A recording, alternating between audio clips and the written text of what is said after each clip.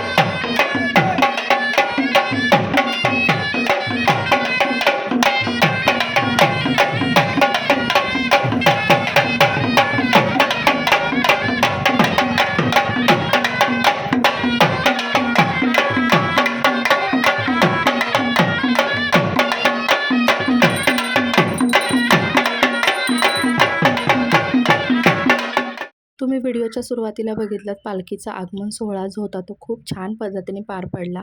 यावेळेला ना दिवसाची पालखी आल्यानंतर आमच्याकडे संध्याकाळी पालखी येते, म्हणजे आगमन जे आहे ते संध्याकाळचं असतं, पण यावेळेला ना दुपारीच पालखी आली होती।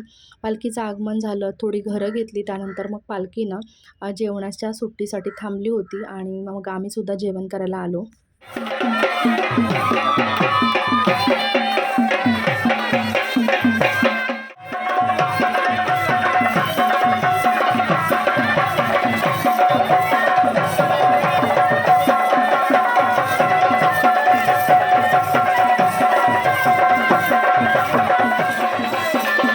आजूबाजूला महिला लेडीज असत आहे की आता सुद्धा सर्वांना भान राहू द्या की कोणाला काही इजापत होणार नाही, याची सर्वांनी जबाबदारी घ्या।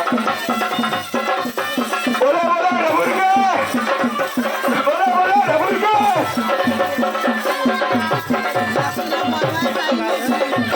महिलांनी लेझीम चालूच ठेवायचं आहे, महिलांनी लेझीम वाजवायचं चालूच ठेवायचं आहे।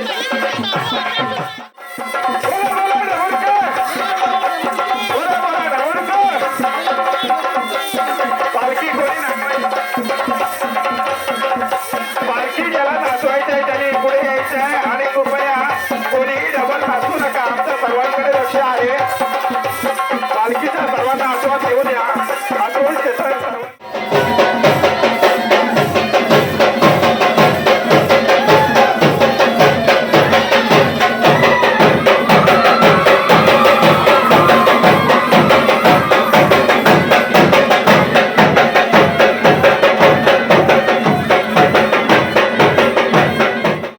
नेक्स्ट डेचा व्लॉग आहे। आदल्या दिवशी तुम्ही पाहिलं पालखीचा आगमन सोहळा किती छान पद्धतीने पार पडला। दुपारी पालखी आली, काही वेळ घरं घेतली, त्याच्यानंतर थोडं रेस्टसाठी थांबली, त्यानंतर पुन्हा काही घरं घेतली।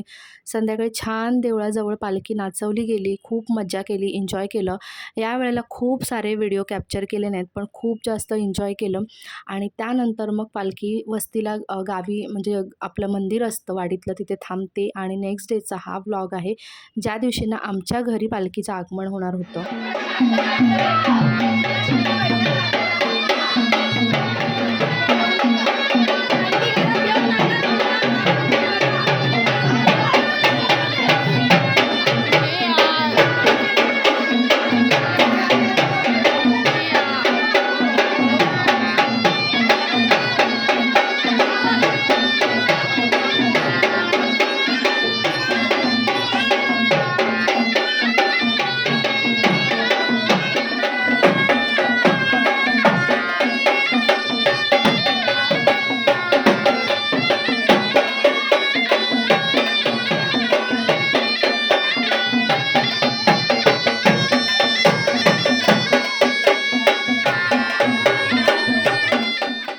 पालखीचं आगमन झालं आमच्या घरी आणि देव आमच्या घरी आम्हाला आशीर्वाद देण्यासाठी, आम्हाला दर्शन देण्यासाठी आले. याच्यापेक्षा वेगळा असा मोठा आनंद काय असणार आहे आपल्या आयुष्यामध्ये.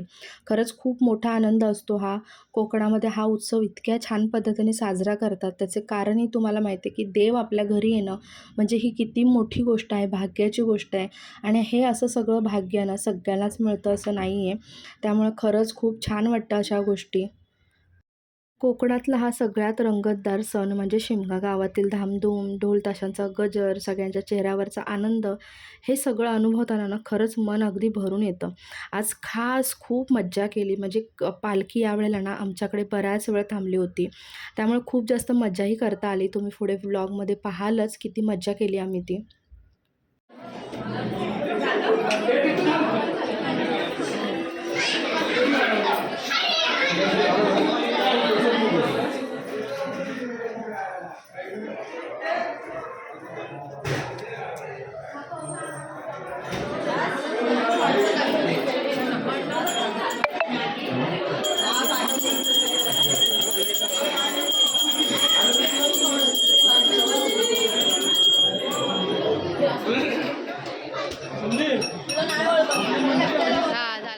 जेव्हा पालखीची ओटी आपण भरतो ना, तेव्हा मनात इतक्या गोष्टी असतात, इतकं आपण देवाशी व्यक्त होतो ना, की त्या शब्दात सांगता येणार नाही. देवाकडे आशीर्वाद मागितला जातो. प्रत्येक घरातली स्त्री व्यक्ती असू दे किंवा पुरुष व्यक्ती असू दे, देवाचा आशीर्वाद घेते. पालखीची ओटी भरली जाते. लहान थोर सगळेच जण देवाजवळ येऊन बसतात. म्हणजे खरं शब्दात न सांगता येण्यासारखी गोष्टी आहेत. आणि जे कोकणकर आहेत त्यांना माहिती आहे, की पालखी उत्सव आपल्यासाठी किती महत्त्वाचा असतो. कुठलीही गोष्ट असू दे, कितीही मोठी इम्पॉर्टंट गोष्ट असू दे किंवा काही असू दे, ते सगळं बाजूला सारून आपण आपल्या देवाला भेटायला नक्की येत असतो गावी. आणि आम्हीसुद्धा न चुकता दरवर्षी येत असतो. तुम्ही माझे ब्लॉग जर पाहत असाल ना, तर मी दरवर्षी पालखीला न चुकता येते. कितीही गडबड असू दे, कितीही घाई असू दे, तरीसुद्धा नक्कीच येतो आम्ही. आमच्याकडे कोकणामध्ये ना देवाला गाराणंसुद्धा घातलं जातं. हक्काने देवाकडे आपल्या इच्छा, अपेक्षा मागितल्या जातात. देवाचा आशीर्वाद सदैव पाठीशी राहू दे असंही सांगितलं जातात. गुरव काका आपल्या वतीने देवाला सगळं सांगत असतात. कोणतंही संकट असलं ना, तर आपला देव आपल्या पाठीशी कायम उभा राहावा अशी मागणी देवाकडे केली जाते आणि देव नक्कीच योग्य ती इच्छा आपली पूर्णही करतो. आमच्याकडे कोकणात न चुकता शिमगोत्सवासाठी सगळेजण येत असतात. कोकणकर आहेत त्यांना माहिती असेल की शिमगोत्सव आपल्यासाठी किती इम्पॉर्टंट आहे. आणि यावर्षी ना आमच्याकडे पालखी जेवणाचा रेस्ट करण्यासाठी थांबली होती. म्हणजे मधली सुट्टी जी असते ना, जेवणासाठी पालखी थांबवली जाते थोड्या वेळ. तर ते घर आमचं होतं आणि यावेळेला आमच्याकडे जवळजवळ 3 तास पालखी होती जवळजवळ. आणि खूप छान एन्जॉय केलं आम्ही. खूप नाचलो, खूप मज्जा केली. कारण पालखीला इथे घरात ठेवून मग जेवणाची सुट्टी वगैरे होते. तर गुरव काका वगैरे सुद्धा जेवायला जातात. मग पालखीजवळ आपल्याला बसायचे असते. आपल्याला सेवा करण्याचा मोकाही मिळतो. आणि त्या सगळ्या गोष्टी आम्ही ना खूप जास्त एन्जॉय केल्या इथे. आणि शब्दात न सांगता येणाऱ्या गोष्टी एन्जॉय केल्या. असं मी म्हटलं, की यावेळेला आमच्या घरी पालखी खूप वेळ होती. त्याच्यामुळे आम्हाला ना खूप मस्त मजा करता आली. खूप आम्ही कुटुंबासोबत नाचलो, डान्स केला, एन्जॉय केलं आणि खूप साऱ्या गोष्टी ना कॅमेऱ्यामध्ये सुद्धा कॅप्चर केल्या, ज्या वर्षानुवर्ष आमच्या लक्षात राहतील. आणि खरंच यूट्यूबच्या माध्यमातून या गोष्टी मला कायम लक्षात राहतील. म्हणजे कितीही वर्ष झालं ना, तरी जुने व्हिडिओ पाहिले ना, तर मला खरंच खूप आठवेल ह्या गोष्टी. आणि आठवून ना माझ्या चेहऱ्यावरती हास्य तर येईलच आणि आनंदसुद्धा नक्कीच होईल. तर इथे आम्ही सगळेजण नाचत होतो. कारण जे गुरव काका वगैरे जेवायला गेले होते त्यांना यायला थोडासा वेळ होता. आणि आता वेळ झाली होती पालखी निघण्याची. आणि हा क्षण खरंच खूप भावूक असतो. नकोसा वाटतो हा क्षण. असं वाटतं देव आपल्या घरी कायम राहावेत. असे देवांचे आशीर्वाद आपल्या मागे कायम असतात. देव आपल्यासोबत कायमच असतात म्हणा. पण पालखी जी असते ना देवाची घरी येते, तर ती अशी वाटते कायम आपल्यासोबत इथेच राहावे. पण भावूक क्षण असला तरी पण आपल्याला या गोष्टी कराव्याच लागतात.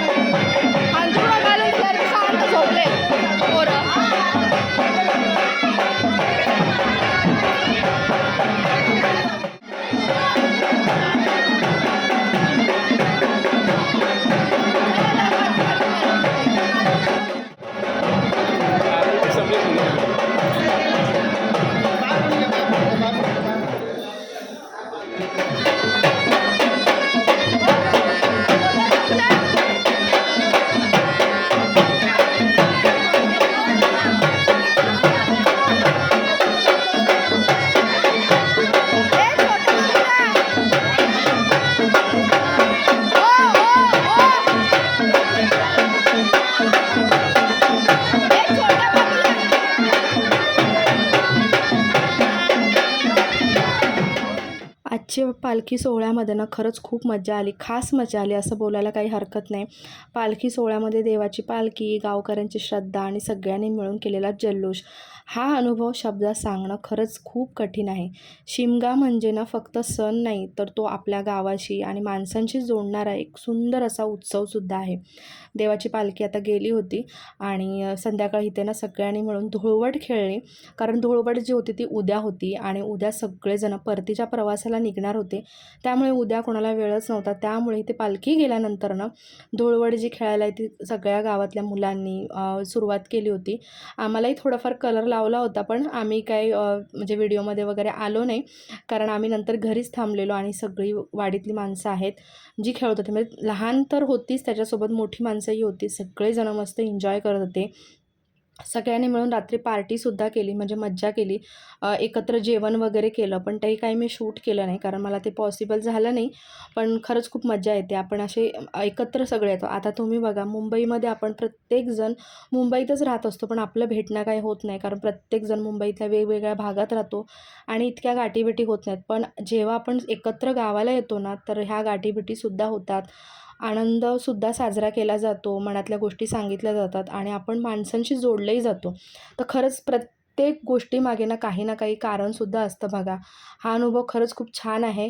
तर आता इथे आमच्या घरात सगळेजण आले होते. तर चला, आजचा व्लॉग जो आहे तो मी इथेच एंड करते. अपेक्षा करते तुम्हाला आजचा व्लॉग आवडला असेल.